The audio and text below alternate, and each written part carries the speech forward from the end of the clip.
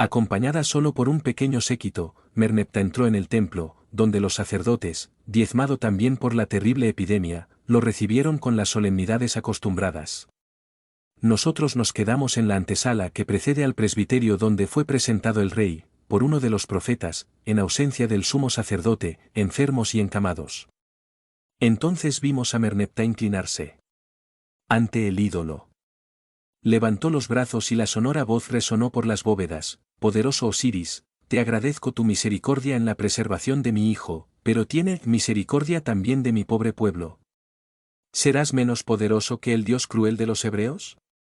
Si el que nos castigues con la peste, tú, gran protector de tu pueblo devoto, eres capaz de librarnos. Danos conoce la naturaleza del sacrificio que requieres para aumentar tu fuerza y vencer al enemigo Dios, y dame una señal de que esta súplica ha sido aceptada.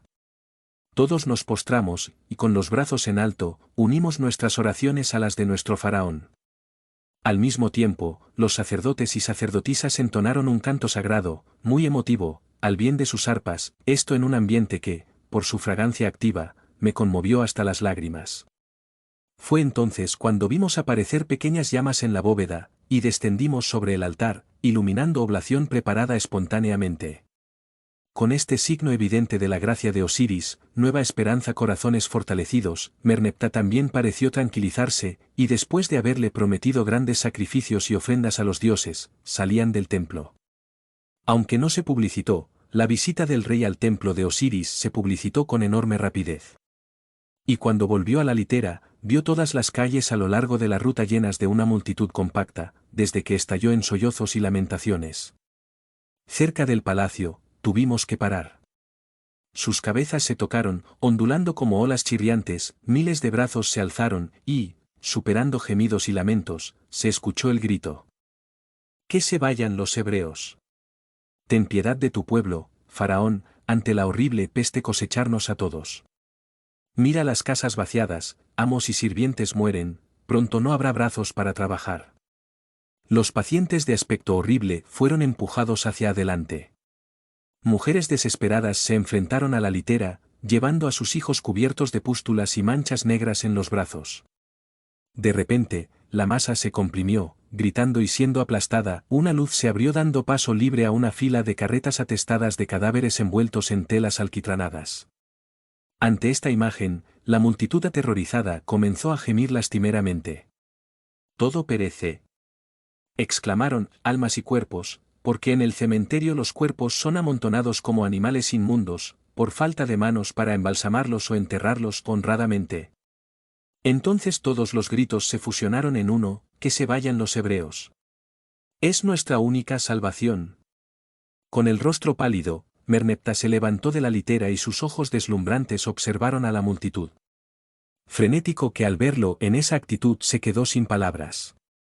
«Ustedes no son los únicos afectados», dijo con su voz metálica, que fácilmente alcanzó los últimos rangos. «El heredero de la corona no se salvó y en el palacio sufrió como en los más choza modesta. Mis parientes y consejeros, todos los jefes y oficiales de mi estado mayor, tiene una casa llena de pacientes. Ninguno de ellos, sin embargo, ha venido todavía a pedirme que deje que el hebreos». «¿Tienes tanto miedo? ¿Estás seguro de que Moisés tiene poder para prevenir la plaga y muerte?» «Vengo, incluso ahora, del templo de Osiris, donde el poderoso Dios escuchó mi súplica, por el fiamón celestial descendió sobre el altar para consumir la ofrenda que allí había depositado». Al escuchar estas consoladoras palabras, pronunciadas con decisión y vehemencia, todas las cabezas se vuelven. Se puso de pie y la esperanza brilló en los ojos de todos. Hubo gritos de alabanza y bendiciones. La multitud abrió un amplio pasaje. «Mis fieles egipcios, no desesperéis, vuestro faraón hará todo lo posible por vosotros», añadió Merneptah, sentándose. Y la litera se puso en movimiento de nuevo. Estallaron frenéticas aclamaciones, porque el pueblo entendió que el espíritu altivo del rey estaba sufriendo. Y que, movido por la deshonra de sus súbditos, acabaría cediendo para salvarlos. El monarca se retiró, sin tocar la comida que le sirvieron. También la copa permaneció intacto y nadie se atrevió a romper el pesado silencio del ambiente. Recién por la tarde fue a un de los asesores que lo atendieron diciendo: Que Moisés venga a mi presencia mañana por la mañana. Todavía sentado a la mesa del almuerzo, que no había tocado, fue anunciado al día siguiente. Que Moisés esperó sus órdenes. Ven aquí, dijo con un brillo en los ojos. La corpulenta figura del profeta hebreo no tardó en aparecer en la galería, acompañada del hermano inseparable Aarón. Ante el rey, se inclinó levemente, cruzando los brazos, preguntó irónicamente, «Poderoso faraón, ¿qué quieres de mí? Si eres fuerte, ¿por qué me llamas? Cállate, insolente, ¿crees que me asustaste con tus brujerías?», exclamó el rey golpeando la mesa con el puño, haciéndola resquebrajarse y volcando la vasija. «Has contaminado a la gente con procesos infernales, pues no creo que esto pueda ser obra de un dios. No fue por mí que tu enviado, sino por mis súbditos, que lloran y se desesperan, suponiendo que puedes conjurar él provocó la muerte. Personas ciegas y estúpidas que imaginan que tu fuerza realmente gobierna el reino de oscuridad y sombras. Me inclino ante tus deseos, te concedo 24 horas, y si no hay un solo egipcio infectado en ellos, puedes reunir a los hebreos e ir con ellos». Mirando al rey con asombro, mientras un rubor caliente cubría sus mejillas, Moisés retrocedió. «Se necesitan 3 días para extinguir la plaga», dijo en voz baja. Una sonrisa maliciosa curvó los labios de Merneptah, volviéndose hacia los guardias, ordenó. «Desciendan con sus trompetas, y caminando por las calles, llamen al pueblo para que se reúna aquí, frente al palacio, al costado de la terraza». Algunos oficiales corrieron escaleras abajo, pero pronto se convencieron de que no había necesidad de llamamiento, porque, en todas las direcciones, no importa cuán lejos alcance el ojo, solo cabezas es que habían reconocido a Moisés, y la multitud, siempre creciente, casi lo había detenido. Al palacio, prevenido de que la gente se había congregado allí, Merneptah se dirigió a la terraza de la que ya había salido. «Hablado». Se acercó a la balaustrada, y con un gesto, llamó a Moisés a su lado, alzando la voz. Sonar, decir, fiel egipcio, Moisés, el hechicero, acaba de comprometerse a extinguir en 3 días la plaga que asola Egipto. Una vez vencido el plazo, no debe quedar un solo paciente en todo el país. Si él cumpla la promesa, le concedo que se irá con el pueblo hebreo. Por tanto, ordeno que dentro de 3 días vuelve a estar aquí para darme la prueba de tu poder, o de tu debilidad, es decir, acompañado de tus enfermos, recuperados o apestados. Dirigiéndose a Moisés, que lo escuchaba con asombro y fastidio, dijo, «Mira lo que exijo». Saludó, con un gesto, a la gente exultante de alegría, que se postró besando las paredes del palacio. El monarca se retiró y nosotros lo seguimos y nos quedamos en la habitación contigua a la alcoba real, donde solo entraron algunos dignatarios. Otro colega y yo nos quedamos en la puerta. Todavía pálido y debilitado, el príncipe Seti también estaba allí, en una silla, apoyado en un cojines besando la mano de su padre, preguntó inquieto, «¿Qué significan estos gritos y llantos del pueblo? Aquí, todos a los que pregunto son mudos y bajar los ojos. ¿Qué pasa, papi? ¿Alguna calamidad amenaza a Egipto?» Merneptah, sentándose en la silla que le trajeron, respondió, «Son los estúpidos los que piden que se vayan los hebreos». «Pues bien, atiende a la gente». Moisés termina. Salir de aquí y lo que se escucha son gritos de alegría de una turba enloquecida, que se aferra a todo lo que cree constituye un desagravio a su favor. Un profundo sonrojo coloreó el rostro del príncipe, y sus labios temblaron nerviosamente cuando dijo, «¿Dejarás ir a los hebreos, padre? Es una debilidad indigna. ¿Cómo puedes escuchar a un pueblo, atrasado y ciego, que en su espanto no sabe lo que pide? Revoca tu promesa, porque sería una tontería, quédatelo». Exaltado, trató de levantarse, pero pronto se derrumbó, exhausto. El rey habló en voz baja, «Tranquilízate, puedes creer que cederé a los gritos del populacho, aunque me sangre el corazón». «¿Está afligido?» «Sí, se me parte el corazón al ver miles de cadáveres llevados a la morada de los muertos, aunque esté la mansión del descanso y la alegría y aquí la del dolor y las lágrimas. Grande, sin embargo, es nuestro egoísmo, desde el del faraón que teme por su heredero, hasta el del último trabajador, que tiembla por su hijo, despreciado como él. Cada uno quiere guardar lo suyo en este mundo de sufrimiento y miserias, pero te equivocas si crees que cedo por debilidad, cuando solo quiero mostrarle al pueblo cegado por el terror, que el poder de Moisés no es ilimitado. tu discípulo de los más sabios sacerdotes, debéis saber que es más fácil desatar que contener un mal, muerte sin piedad, sobre todo, que nunca entrega a sus víctimas, mientras las tenga en sus garras. Sí, por lo tanto, se deshace de la Egipto de la peste, quiero inclinarme ante tu poder, porque el que detenga la muerte será verdaderamente un dios. Seti tomó la mano de Faraón y la apretó contra sus labios, sus ojos brillaban. En ti está toda la sabiduría y toda la justicia, mi rey y mi padre, perdona mis palabras ciego e imprudente. Una agitación febril se apoderó de todos, motivada por la previsión de algún acontecimiento extraordinario. Todos los que tenían pacientes en casa esperaban alivio y yo mismo no podía sacudirme la idea de que tal vez, cuando entrara a la casa, encontraría la mía restaurada. Nunca él. El servicio me pareció tan largo y doloroso, y cuando por fin pude salir del palacio, me apresuré a casa. En vano busqué en los rostros de los criados la alegría y el asombro que anunciaba el milagro. Como siempre, encontraba a Enaís involucrada con los enfermos en sus camas, sin reconocerme, solo Isiris, cuando me acerqué, despertó de un sueño apacible y reparador y me sonrió en pleno estado de conciencia. Mañana, dijo Enaís, puedes hablar con ella un poco. Muy desencantado, me retiré a mis habitaciones. Al día siguiente, cuando fui a buscar a mi hermana, la encontré mejor, a pesar de su debilidad, me tendió una mano demacrada y me preguntó por nuestros padres y Chamus. Este último desapareció el mismo día en que enfermó y no se le había vuelto a ver desde entonces, suponiéndose que se había ido. A la encantadora Lea, que sin duda sabría los medios para inmunizarlo, ya que no estaba bastante valiente, y mucho menos escrupuloso, cuando se trataba de salvar su propio pellejo. Tendría, entonces, se buscaba el recurso de la salud, aunque había que encontrarlo en un corazón hebreo.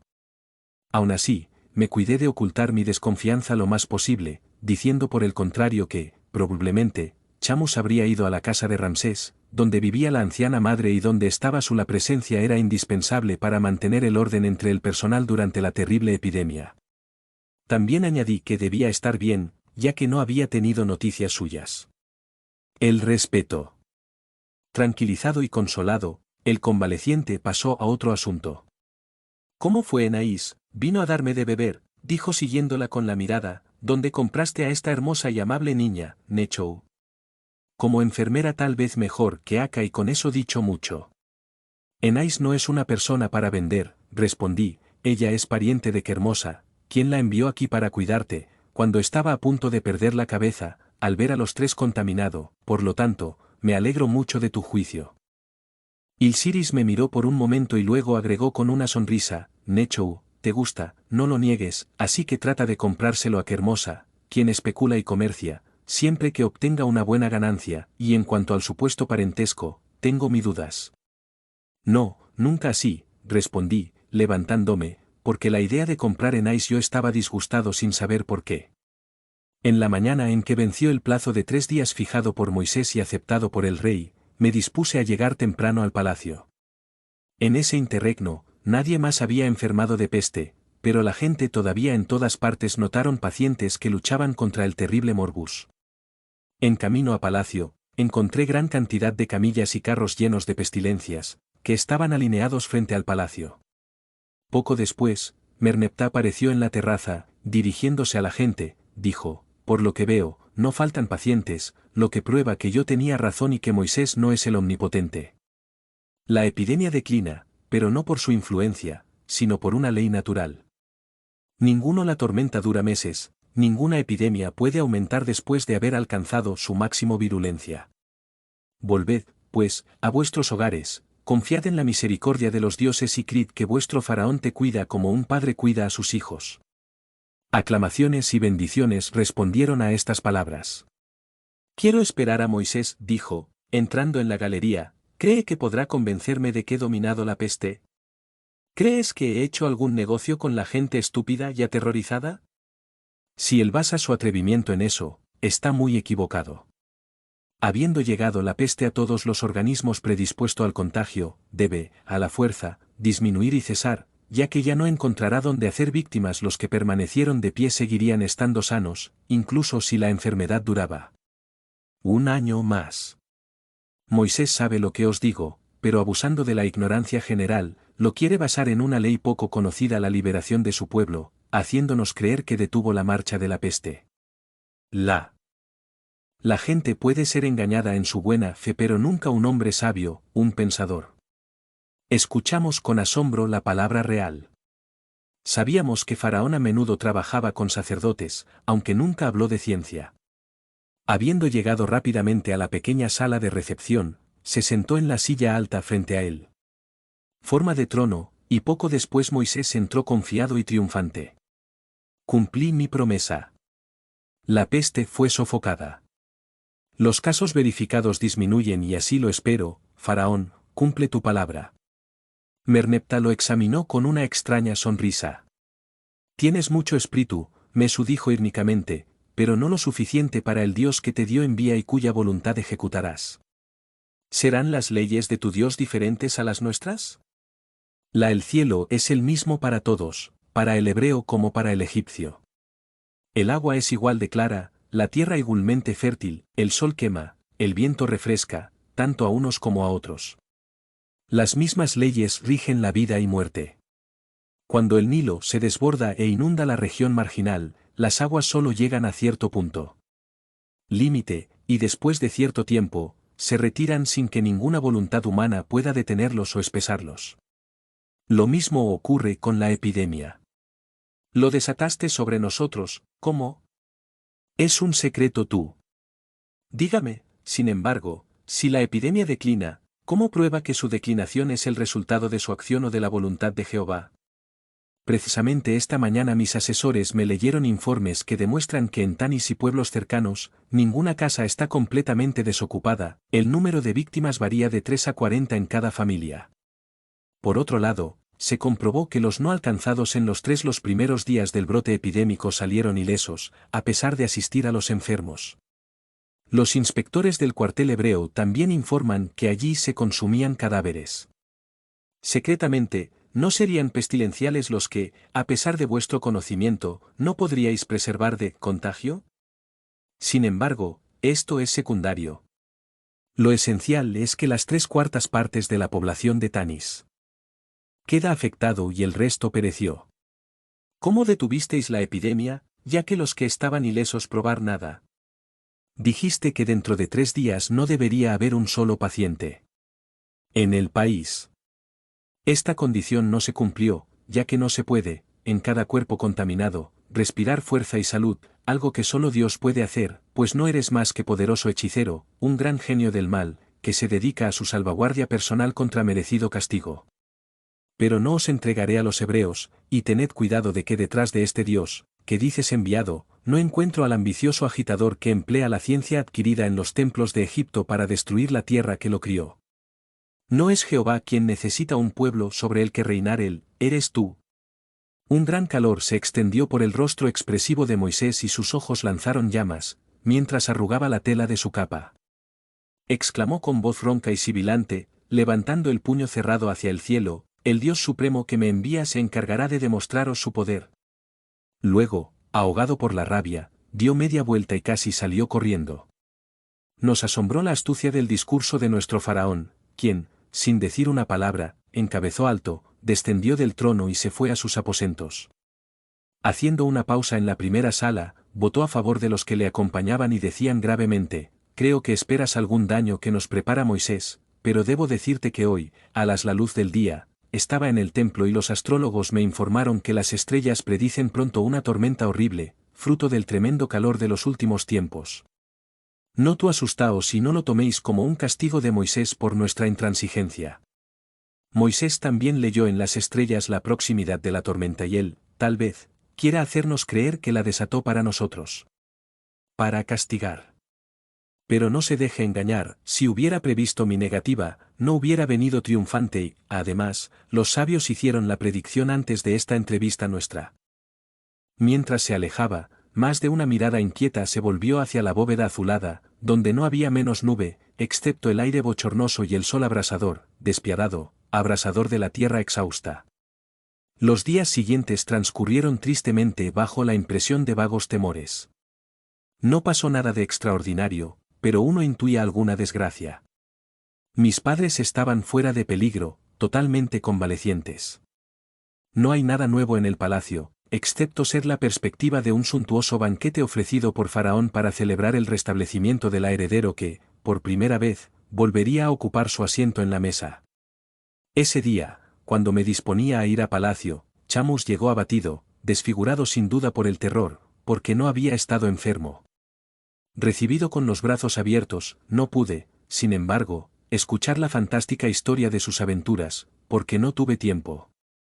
Desde muy temprano el calor de las calles era sofocante y apenas se podía respirar. Al resto, el polvo en profusión, no solo irritaba los pulmones, sino también los ojos. Al notar las nubes que se acumulaban en el horizonte y las ráfagas de viento que soplaban desde el desierto, levantando remolinos de polvo, no podía parar experimentar tal o cual inquietud. Aún así, la fiesta comenzó sin incidentes. Para divertir y animar al príncipe Seti, que llegó cargado en su silla perezoso, Merneptah había mandado una magnificencia excepcional, invitando a las más ilustres damas y la más bella de la corte. La alegría de los invitados había llegado a su cenit. Los vítores se elevaron al soberano y al príncipe, cuando el eco de un trueno lejano y el silbido del viento llamaron la atención sobre lo que estaba pasando afuera. Faraón, levantándose y acercándose a la ventana, dijo: «Es la tormenta predicha que se acerca». Muchos invitados lo imitaron y, pálidos y mudos, comenzaron a contemplar el espectáculo. Realmente emocionante que se les ofreció. Toda la atmósfera estaba saturada de una color marrón, que oscurecía el ambiente. Grandes nubes negras, salpicadas de chispas, se agolpaban en el horizonte y el viento rugía con violencia, doblando las palmeras como si fueran arbustos y azotando sus gruesas palmas con un ruido siniestro. A lo lejos asomaba el Nilo, cuyas olas negras como el azabache se elevaban montañosas, impulsadas por el viento. Gente asustada corrían por todos lados, ansiosos por encontrar refugio que los acogiera con sus cargas o animales. En ese momento, un relámpago que pareció colapsar el cielo, iluminó el salón con fantásticas brillo. Acompañado de un estruendo que sacudió el palacio hasta sus cimientos, la vajilla de oro y la plata se tambaleó y cayó sobre la mesa, mientras el viento invadía el recinto con aluviones de arena y gotas espesas. Hubo gritos de las damas, pero Merneptah volvió a sentarse en la mesa, ordenándoles que quitaran las pesadas cortinas azules y doradas de las ventanas y que encendieran las lámparas, para que la fiesta continúe. Sin embargo, nadie podía comer y hasta era imposible hablar.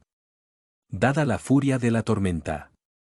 Después de correr o arrancar las cortinas, el resplandor de las chispas eléctricas, la luz de las lámparas palideció. Todos estaban pálidos y angustiados, y mi corazón se hundió mientras conjeturaba lo que estaría teniendo lugar en casa, donde todos estaban enfermos e Isiris estaba convaleciente. Una terrible tempestad ciertamente los aterrorizaría, y como Enaís, la fiel enfermera, se las arreglaría sola para atender todo. Me arrepentí de no tener, cualquiera que sea la consecuencia, inventó una excusa para quedarse en casa. Naturalmente, más de un comensal pensó en él del mismo modo, pues muchas miradas se volvieron hacia la puerta de la calle. Por fin la tormenta pareció amainar un poco. Aunque la oscuridad duró casi completo, la lluvia y el viento habían cesado. Merneptah, que había notado con dolor y tristeza la cambiaron las caras de los invitados, se levantaron para irse, ordenando al maestro de ceremonias decir a todos aquellos cuya permanencia en el servicio no es esencial para ser libres de marcharse si querían hacerlo. No esperé a que me repitieran la concesión y traté de llegar a las escaleras. Cada cuatro pasos venía de la litera, pero como este viaje me parecía lento, le pedí a un oficial que me quedé para prestarme el caballo a cambio de la litera. Subiendo a la silla, devoré el espacio y fui para encontrar el mío, reunido con una multitud de otros sirvientes, en un gran salón iluminado por antorchas.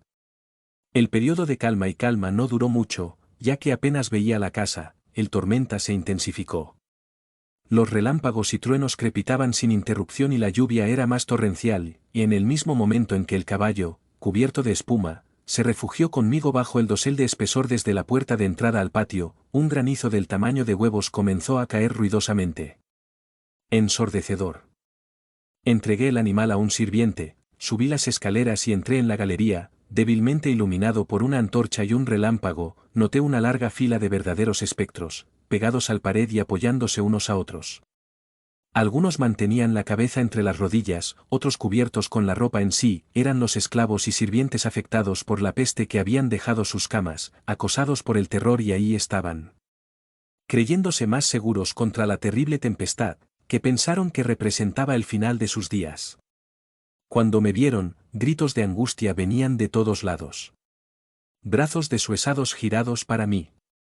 «Joven señor», exclamó un anciano egipcio, copero de mi padre, esto debe ser castigo del Dios de Moisés, después de herirnos con la peste, quiere acabar de destruirnos. Es el fin del mundo, señor. No. Respondí alzando la voz, el Dios de Moisés no hizo nada, viene la tormenta del gran calor y pronto pasará. Todo esto pasará. Regresad a vuestros lechos y no agotéis vuestras fuerzas de esta manera. Apartando la vista de la imagen dolorosa, me dirigí a las habitaciones de mis padres.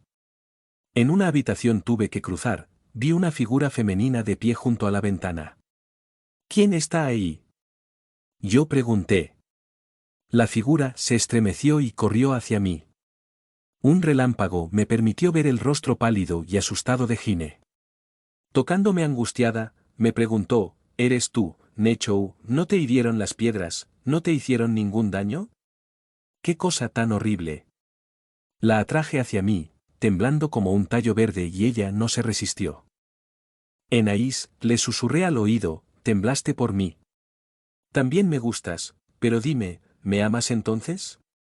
No tengas miedo de confesarte tu amor, porque yo sabré devolverte y apoyarte. Puso su cuerpo junto al mío y respondió vacilante, sí, Nechou, te amo, eres hermosa, qué buena.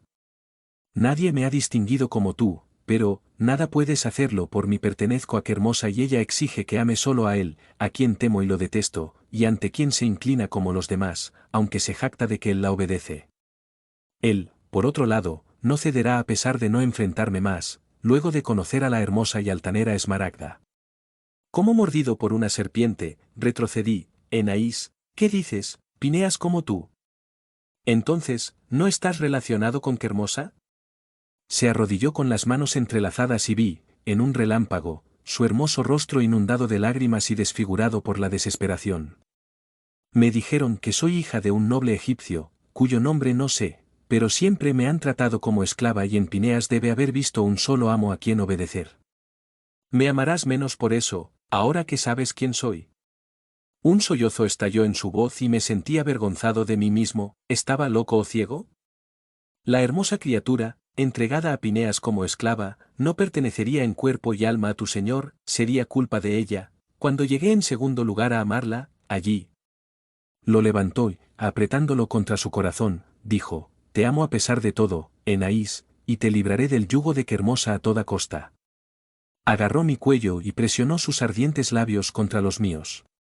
Le cubrí la cara de besos, y en la embriaguez del amor, me olvidé de mis padres, de los enfermos y hasta de los elementos de la tormenta ruidoso. A la luz vacilante de una lámpara proyectada sobre nosotros, resonaron estas palabras, por el momento, es demasiado. Devuelto así a la realidad, vi a mi padre, pálido como una sombra, sostenido por Chamus. Después, continuó, agitando los brazos. Si no lo hubiera visto con mis propios ojos, no lo habría creído. Aquí hay un idilio perfecto, mientras el mundo se derrumba. Y encima con una esclava, no había ocasión para tanta tontería cuando el tiempo era bueno. Esa chica es tu enfermera y de eso hablaremos luego. ¿Pero por qué te fuiste, Cama? Porque es horrible acostarse cuando la casa parece derrumbarse. Este Moisés y su Dios quiere destruirnos. ¡Qué relámpago! ¡Qué trueno! Por Osiris os digo que es ruina, porque estamos al final de la cosecha. Trigo, uvas, verduras, nada se resistirá a este granizo. ¿Estás, escuchar? Las piedras llueven sobre las habitaciones y lo rompen todo. Bajé la cabeza, confundido, pero al ver que mi madre se acercaba, tambaleándose y desmayándose en el pie de la puerta, me lancé sobre ella. ¿Qué pasó?, murmuró, aferrándose a mí. ¡Qué oscuridad, qué ruido! ¿Dónde está Mentuot? Me dejó solo y tengo miedo. La llevé a mi padre y la senté en una silla junto a él. Poco después, apareció Isiris apoyada en Aka y así, juntos y mudos, quedamos acurrucados en el rincón más aislado de la sala. El huracán continuó con una violencia sin precedentes, no fue una de esas tormentas furiosas, sin embargo, rápido, que a veces estalló en la región. Más como un cataclismo universal. La oscuridad era tal que no permitía distinguir dos objetos más cercanos, poco a poco, antorchas y las lámparas se apagaron y nos quedamos en la oscuridad, sin atrevernos a levantarnos de nuestras sillas. Horas, o días, pasaron, no sabría decirlo. A veces tenía hambre, luego me invadió una pesada somnolencia, y finalmente, llega el cansancio. Arrullado y aturdido por el rugido de la tormenta, me quedé dormido como si estuviera muerto. ¿Cuánto tiempo he estado así?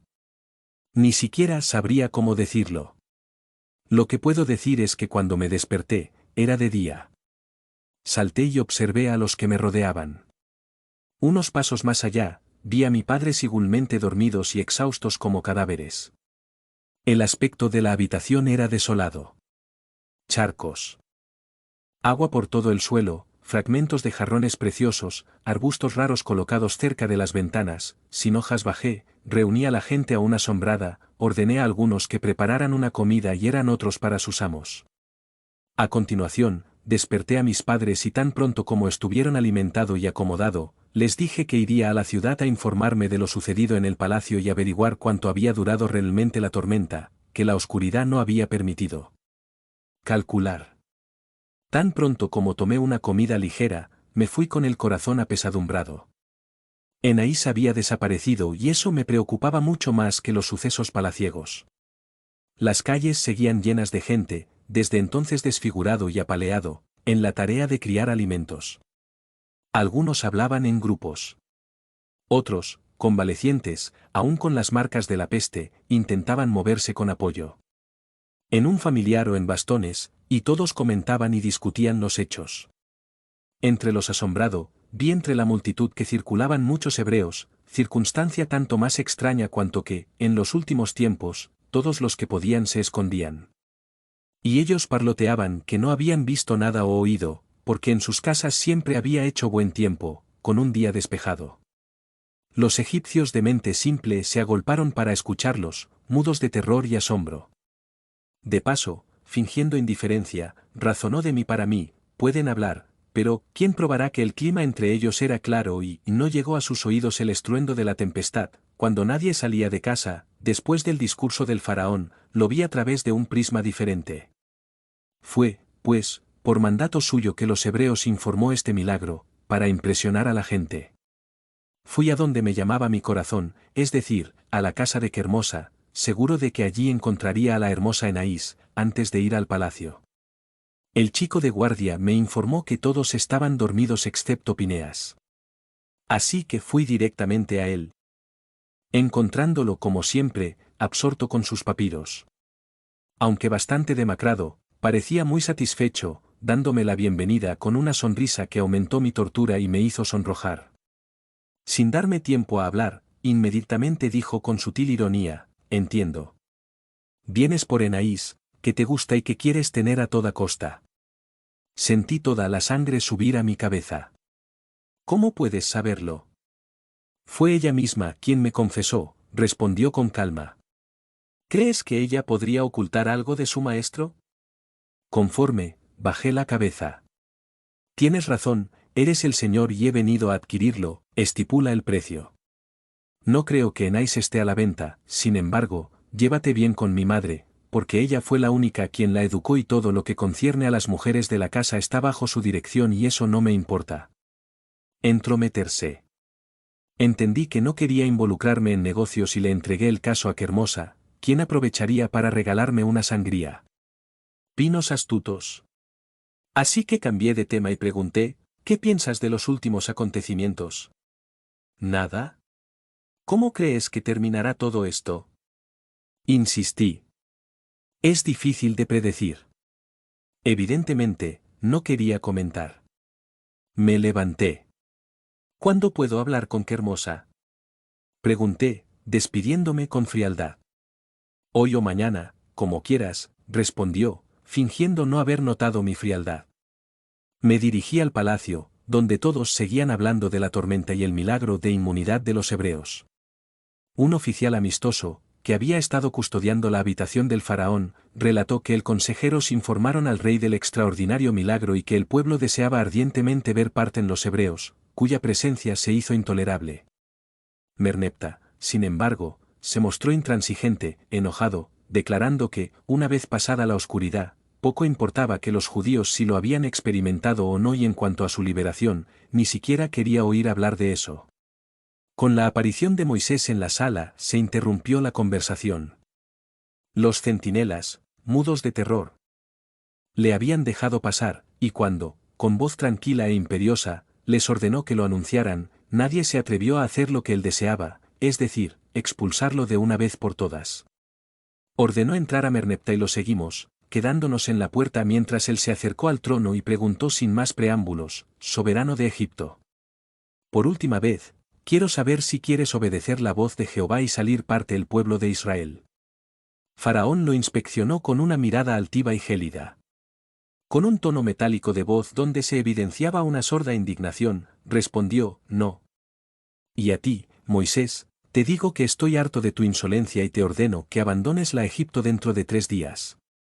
Si después de este periodo te atreves a pisar la tierra sujeta a mi gobierno, te haré decapitar. No volváis, pues, a mi presencia. Con los brazos cruzados, Moisés escuchó atentamente la orden y un siniestro relámpago lo iluminó. Los ojos. Tú lo dices, Faraón, y yo obedezco, respondió con una sonrisa indefinible, no volveré a tu presencia, hasta que me llames para pedirme que lleve al pueblo escogido de Jehová. Con pasos lentos, se fue, dejando a los transeúntes una impresión de temor e incomodidad. Merneptah fue el único que parecía tranquilo y dijo a los consejeros al salir, ¿cuántas veces ha amenazado en vano el mago insolente, cuántas veces hemos salido victoriosos? En suerte de que tu Jehová se esté quedando sin recursos. Al día siguiente fui a Kermosa y renové la oferta para comprar Enaís. Me escuchó con una hipocresía apenas disimulada y luego me explicó larga y engañosamente que Enaís, hija de un pariente, no era vendible. Pero, como había estado enfermo durante mucho tiempo, sería feliz si alguna familia honorable quisiera cuidar de la niña, a quien él amaba. Como una hija por lo tanto, si estuviera dispuesto a reembolsarle los gastos en los que había incurrido con su educación y manutención, no me ofendería una negativa. Le dijo que fijase el precio y exigió una colección de vasos, ánforas, platos y cuencos de oro y plata. No podía entender la utilidad y el propósito de tanta vajilla, que solo más tarde explicado. Acepté a pesar del precio exorbitante, porque Enaís valía mucho más. A seguir, pregunté por Enaís, pero la astuta bruja me respondió que no estaba en casa y que solo podía llevarla. Eso al día siguiente. Entristecido, regresé a la casa y le pedí a mi padre que autorizara a nuestro mayordomo a tomar inmediatamente lo que había arreglado con Kermosa. Al principio protestó, encontrando absurdo el negocio, pero luego sacudió la cabeza y me miró con recelo, terminando por acariciarme la cara, diciendo, sí, el siervo fiel tomará la vajilla preciosa y traerá a Enaís. Sin embargo, solo la vi al día siguiente, porque estaba de servicio en el palacio. Tan pronto como estuvimos solos, ella cayó en mis brazos, rompiendo a llorar. ¿Qué tiene? Pregunté acurrucándola contra mi corazón. ¿No estás feliz de ser libre, para siempre, de Pineas y su madre? Muy feliz si algo horrible no oprimiera mi corazón. Te lo diré todo, pero jura que no hablarás con nadie. Le prometí y ella estaba más tranquila. Horas antes de partir, confió, me adelanté a una conversación entre Pineas y Enoc. No pude entender todo lo que dijeron, pero entendí que algo se estaba preparando. Terrible, una masacre de todos los primogénitos egipcios, desde los más ricos hasta los más pobres. Tú, también eres el primogénito, al recordar eso, mi cabeza comenzó a dar vueltas y no pude aprender si el ataque tendrá lugar el jueves o el viernes por la noche, a partir de hoy. Júrame, pues, que durante esas 2 noches terribles, no dormirás y velarás armado, al igual que tu padre. Solo así me quedaré más tiempo tranquilo. A pesar de estar muy sorprendido, juré todo lo que quería, aunque la cosa me pareció improbable. Sin embargo, Le dije a mi padre y decidimos ver esas 2 noches sin fanfarria. Inútilmente. El tiempo pasó tristemente, y la primera noche que dedicamos a velar fue tranquilo. Ya empezaba a creer que Enaís había entendido mal cuando, por la tarde, al salir casa, encontré a una mujer con la cabeza erguida y visiblemente exhausta, que me preguntó con voz entrecortada si no pudiera señalarle la casa del noble Nechou, hijo de Mentuop y comandante de un pelotón de coches. Admirado, respondí, soy yo mismo y esta es nuestra casa. Pero, ¿quién eres y qué quieres? Ella se estremeció y, tomándome convulsivamente del brazo, murmuró, si está Chamus, llévame con él. Al notar que se estaba desmayando por la debilidad, la levanté y la llevé a casa. Sin embargo, al subir las escaleras que conducían a la habitación de mi madre, sus manos blancas y las líneas finas, así como el porte elegante, me hicieron pensar. Debe ser joven y hermosa. Escucha, dije, deteniéndome en la galería, ¿qué le quieres decir a Chamus? No tú olvida que está prometido a mi hermana Isiris. Al escuchar mis palabras, el extraño se detuvo como golpeado por un rayo. Traidor, exclamó, llevándose la mano a la cabeza. Con ese gesto repentino, el velo se soltó y vi un rostro de puro tipo semítico, pero belleza deslumbrante. Una masa de cabello negro y sedoso coronaba su frente, aún más realzando la blancura de la tez. Grandes ojos oscuros traduciendo, por el momento, sentimientos tumultuosos que estaban en su alma, ahora pareciendo extinguirse, ahora inflamadas de pasión y de rabia. Con voz entrecortada murmuró, que muera, olvidando mi presencia. Entonces se volvió rápidamente y huyó, ganando la calle. Me quedé estupefacto por unos momentos. Entonces me sobrecogió la angustia, porque era evidente que algo terrible se estaba gestando. La bella Lea no se arriesgaría por ninguna futilidad, venido a advertir a Chamus tal como lo había hecho Enaís conmigo. Pero, ¿qué estaba pensando Moisés, poderoso mago y tenaz conspirador? Tal vez una revuelta armada. Fui a buscar a mi padre y le conté mis nuevas sospechas. Decidió permanecer armado. Compañía de unos hombres fieles y valientes, capaces de defender a las mujeres, ajenos a lo que ocurre. Tramado también me aconsejó que llevara mis sospechas al rey, porque si realmente pretendían matar al primogénito, la vida del príncipe heredero también estaría en peligro. Después de ayudarlo con los arreglos de seguridad, me cambié de ropa, bien armado, me dirigí a dirección al palacio. A unos pasos de la casa, encontré a Chamus, que estaba de pie junto a una mujer con velo, juntaron las manos y hablaron con ardor. Cuando me vio, exclamó, Nechou, Nechou. Mira, tengo una petición para ti.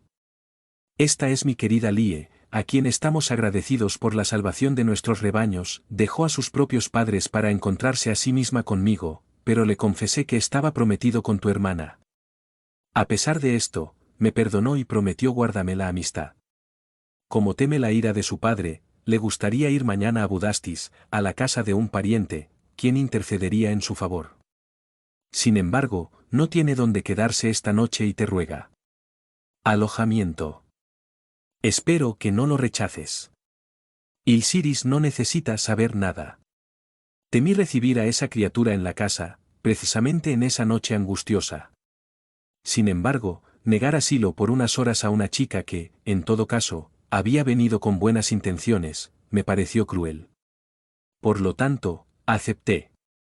Supe en el palacio que Faraón estaba ocupado, luego cenó y solo en la noche logré para traerme a su presencia, mientras se disponía a descansar, habiendo ya despedido a los miembros de la familia y teniendo solo a Radamés en la habitación, quien le entregó su camisón. Habla, Nechou. ¿Qué vienes todavía a enseñarme?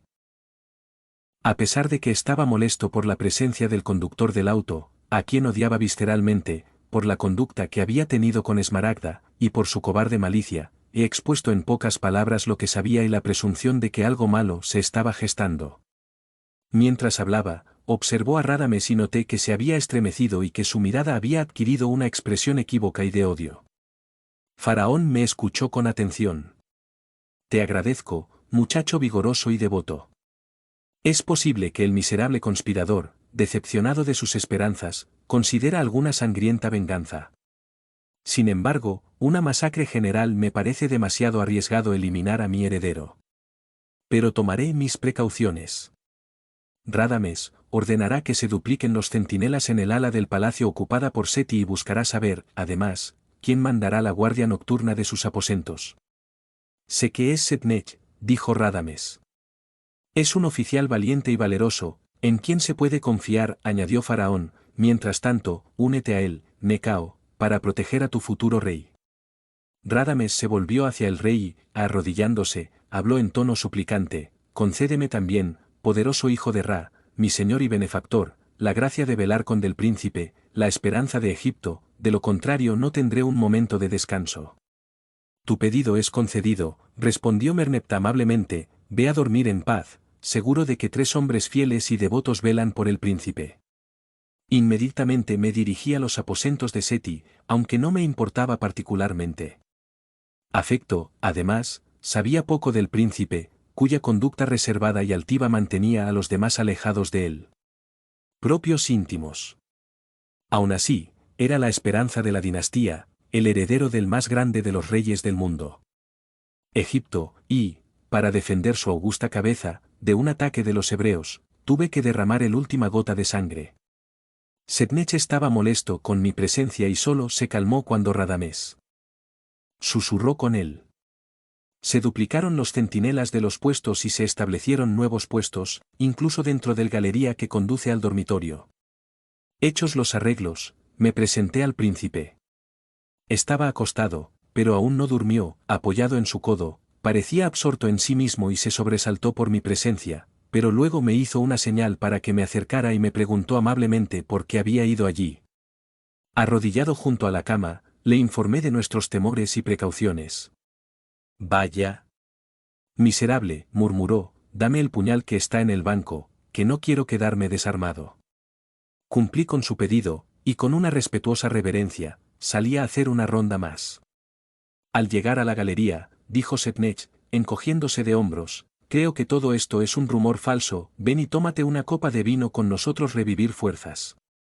No acepté, porque quería estar tranquilo y ser dueño de todas mis facultades. Volviendo en la habitación del príncipe, me estacioné a poca distancia de la cama. Poco a poco, un profundo silencio reinó en todo el palacio, solo roto por los pasos.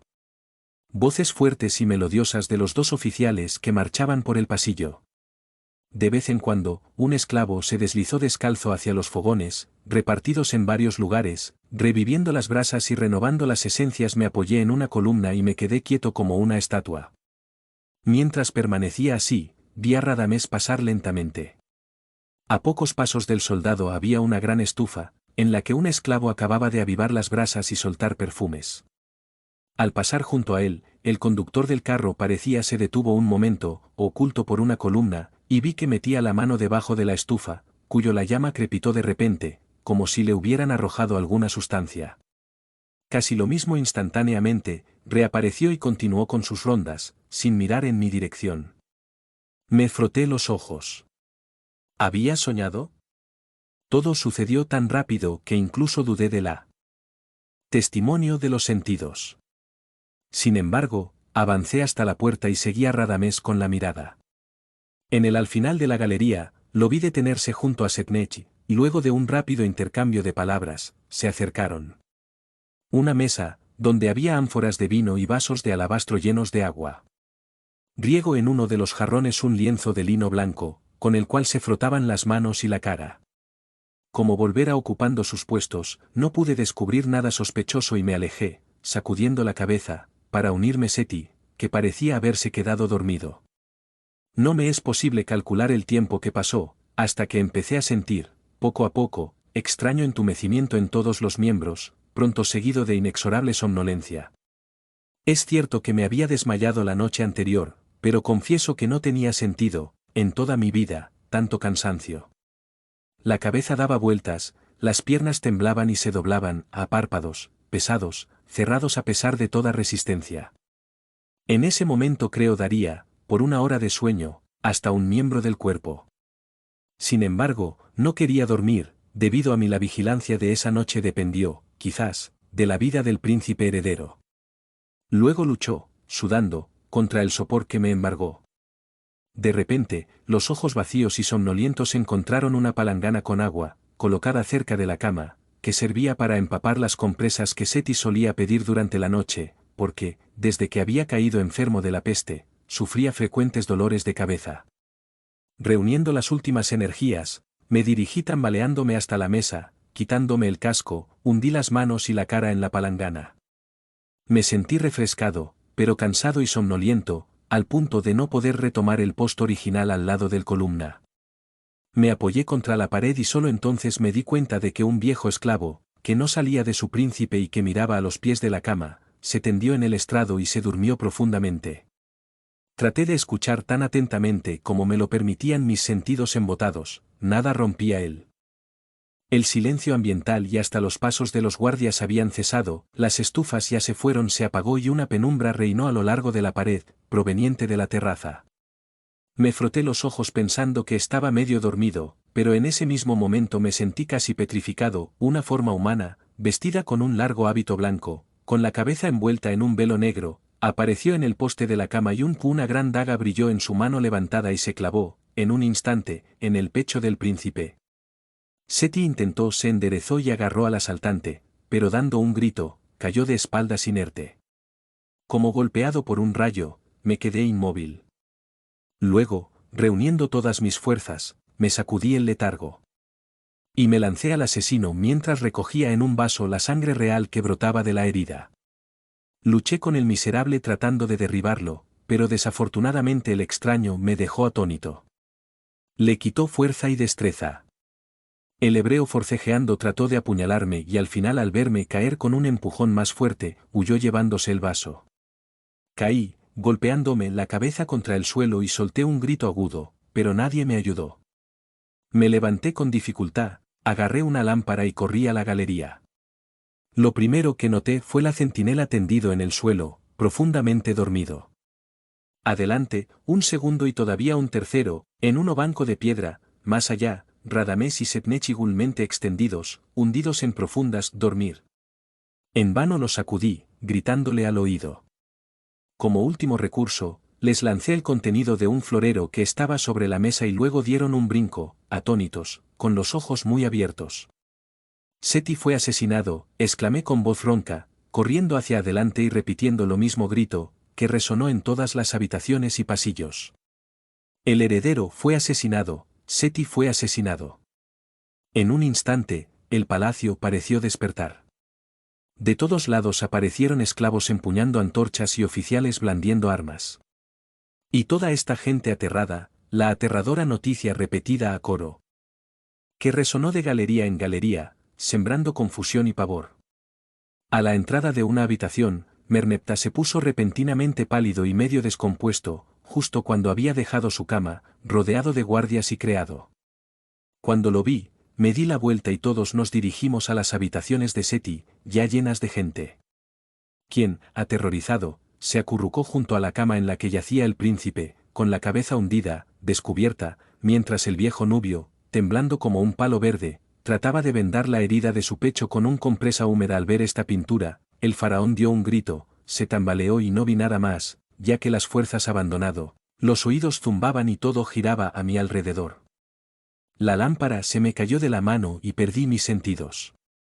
Cuando volví en mí, estaba tendido en un banco y un negro me frotaba la frente y las manos. Con esencia fortificante. Me levanté débil, temblando, incapaz de comprender lo que había sucedido. A gente estúpida corriendo por la zona revivió mi memoria. ¿Seti murió? Le pregunté a un oficial qué pasaba. No, respondió apretándome la mano, hasta ahora, vive, si tienes fuerzas, vamos allá, te ayudaré. Me llevó, en efecto, a la habitación del príncipe, cuyas puertas estaban custodiadas por montones de soldados. Lámparas y antorchas en profusión iluminaban el ambiente, como si fuera un día despejado. Junto a la cama, un médico veterano, de cabeza calva y brillante, introducía un dispositivo en la herida. A su lado, dos jóvenes sacerdotes, blancos como su hábito, sosteniendo cada uno, respectivamente, una palangana de agua rojiza y una caja de medicinas. En el lado opuesto de la habitación, se sentó Merneptah, con la cabeza entre las manos y los codos sobre la mesa, la túnica de durmiendo abierto, dejando entrever el pecho, y detrás de la silla dos consejeros, mudos, con los brazos cruzados, mientras varios jóvenes nobles rodeaban al faraón. De rodillas, dos de ellos estaban calzados. Pies descalzos, un tercero trató de abrocharse la ropa y ajustar una túnica púrpura, mientras que el cuarto, alisó su cabello con un peine que insertó en una olla de aceite de rosas, que un nubiocino sostuvo la bandeja de plata. Inmóvil y mudo, el rey se sometió a todo, como si estaba petrificado. En vano el solícito mayordomo le ofrecía a veces una copa de vino. Tranquilizador, Faraón parecía no ver ni oír. En ese momento, el médico bajó de la plataforma sobre la que descansaba la cama, y vi el rostro pálido del príncipe apoyado en la almohada. Tenía los ojos cerrados, pero el temblor de sus labios indicaba que vivió. El anciano se acercó al rey, siempre insensible a lo que pasaba, y, cayendo a sus pies, abrazó sus rodillas. Gran hijo de Ra, amado Señor, Padre y bienhechor de tu pueblo, levanta tu frente abatida por tristeza, la gracia de los inmortales concede gran alegría a mis últimos días, porque os digo, la esperanza de tu raza, la alegría y el orgullo de Egipto, Seti, vivirá. La poderosa mano de Ra apoyó tu heredero, el arma criminal fue desviada por este amuleto, que aunque estaba perforado en el costado lado, logró suavizar el golpe, la herida es grave, pero no mortal.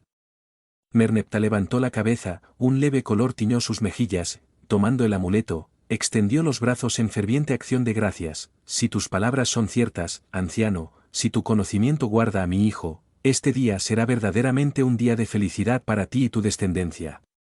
Cuando vio la copa que el copero le ofrecía, la vació de un trago. Ahora, añadió, encabritándose, debo cuidar a mi gente, eso, los concejales reúnanse enseguida en mis aposentos y tú, Nechou, ve con algunos oficiales y soldados a dar la alarma en toda la ciudad, llamar a todas las puertas, de ricos y de pobres, para que tal vez puedan evitar matar a los seres queridos. Salí rápido porque, el orden, muy razonable, me permitió saber lo que pasaba en casa. Donde el sospechoso judío había sido presentado, cuya pasión por Chamus podría implicar algún venganza infernal. En la puerta del palacio, me separé de mis compañeros, quienes voluntariamente me asignaron la cuadra de mi casa. Las calles permanecieron en silencio y desiertas. La gran ciudad parecía hundida en lo profundo dormir. Miré con ansiedad aquellas casas cerradas y silenciosas, conjeturando que dentro tal vez en la fatalidad ya había penetrado. Y monólogo, tal vez alguna hierba, o talco, echado en la estufa, te adormece y te inmoviliza como sostén de tu familia, la esperanza de tu vejez es cortado por una muerte miserable. Comenzamos la penosa y difícil tarea, casa por casa, ricos o pobres, llamamos insistentemente, hasta para que alguien viniera a contestar, y cuando apareció una sombra, cabeceando por el sueño y el cansancio, dimos la ominosa alarma, cuida a tu primogénito, condenado a perecer esta noche, y seguimos delante, escuchando a menudo clamorosos gritos detrás, denunciando el encuentro de una víctima. Finalmente, loco de ansiedad, corrí a casa, igualmente sumido en lúgubre silencio. Ante mis gritos, el viejo guardián finalmente saltó y dejó a los soldados en la calle. Para despertar a los vecinos, entré y fui directo a la habitación de Chamus. Junto a la puerta estaba dispuesta un esclavo, profundamente dormido, lo agarré por los hombros y lo sacudí hasta que abrió los ojos. Dime, ¿dónde está hoy la mujer que trajo Chamus? Pregunté, ¿dónde está el acomodado? No lo sé, respondió frotándose los ojos, solo sé que le dieron la habitación a la izquierda de las escaleras, pero el noble Chamus me ordenó mirar desde un lado, la pared para ver si alguien se acercaba allá, y...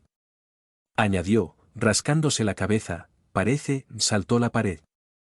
Sin querer escucharlo más, corrí a la habitación de Chamus, tenuemente iluminada por una lámpara y en vano busqué a Lea. Tomando la lámpara, me acerqué a la cama y me asusté. Rostro contraído y violeta, brazos caídos, Chamus tenía una herida extensa en el pecho desnudo. La sangre lo empapaba todo, formando un gran charco negro en el suelo. Con manos temblorosas, traté de revivirlo, pero estaba frío y rígido. Lo dejé y corrí a la habitación de mis padres. Sacudiendo a mi padre, exclamé, levántate, Seti fue herido en el palacio y Chamus fue asesinado aquí, tal vez una ayuda inmediatamente todavía puede salvarlo. Mi padre saltó de la cama y mi madre, igualmente despierta, gritó de angustia. En el interior pronto toda la casa estuvo despierta y corriendo hacia las habitaciones de Chamus. En la puerta encontramos con Ilsiris en desorden, apoyada por Aka. Con voz débil y tomándome del brazo, preguntó, ¿qué pasa? ¿Qué le pasó a mi novio? Coraje, mi hermana, una gran desgracia cae sobre Egipto y sobre nuestra familia, vuelve a tu cuarto y orar, la apariencia de esta habitación no te conviene. Se cubrió el rostro bañado en lágrimas y se dejó conducir por el anciano sirviente, quien le pidió calmar. Regresé con mis soldados porque la tarea no estaba terminada. Mientras cruzaba el patio, una mujer despeinada se abalanzó sobre mí, gritando aterrorizada, reconocí a la esposa de nuestro segundo mayordomo, pero la desafortunada mujer parecía loca, ya que presionaba tan fuerte a su pecho, mientras sostenía en sus brazos el cuerpo de un niño de 3 años, en cuyo pecho herida sangrante. Horrorizado, traté de hablarle, pero la desdichada no me reconoció, dando un grito salvaje siguió corriendo, sollozando y frenético. Emocionado y desconcertado, continué con mi tarea, llamando a las puertas aún cerradas. La ciudad, sin embargo, ya estaba despertando y terrible fue este despertar. De casi todas las casas salían gritos desesperado, las calles estaban llenas de gente semidesnuda y horrorizada que corría de todas direcciones. Lados, unos en busca de un médico, otros sin destino pero todos desesperados. El sol salía iluminando los cadáveres de los primogénitos egipcios, rodeados de familiares desolado, que había dormido un sueño profundo y siniestro, mientras la muerte rondaba y azotaba lo que eran más caros. El recuerdo de lo que había visto hacer a Radamés me asaltó, obsesivo, ¿será él y Setnech, cómplices de la terrible conspiración? Además, eran 2 oficiales generalmente queridos. Perseguido por esta sospecha, regresé al palacio. Mientras me acercaba, vi una gran multitud frente a la residencia real. Gritos y gritos estallaron en coro, que se vayan los hebreos. Intenté abrir paso a una entrada, seguido de un compañero, subí a una de las torrecitas de la muralla que dominaba la gran plaza.